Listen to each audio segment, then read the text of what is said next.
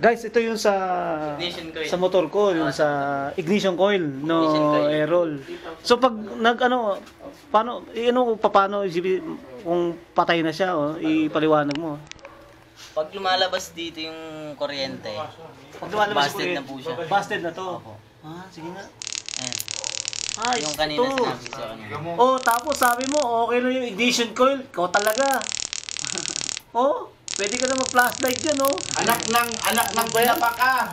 Generic. Sinabi mong ganyan sa tropa, ano, kahilo?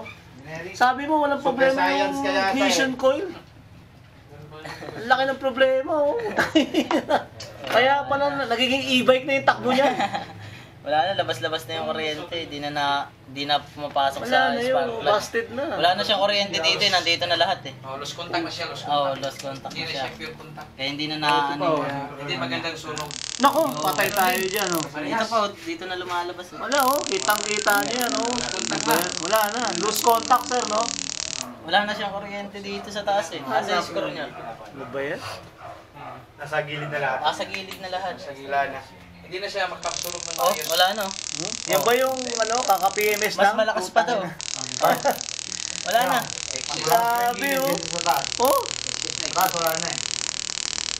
Ano ba yan? Bobo! Sino ka? Ano ba yan? Si ano ka? Sa ano yata yan, Walang yan. Okay. Walang yan. Busted.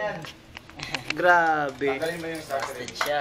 Tapos sabi mo, spark plug lang, ikaw talaga. Lawlaw mo lang dito sa atin. Dapat di ganun, dapat sinasabi mo. Tapos Direct to the point. yung brake fluid, wala ring walang laman. Dapat sinasabi mo sa akin. Yung brake fluid na yan, ililibre ko na yan sa'yo. Grabe.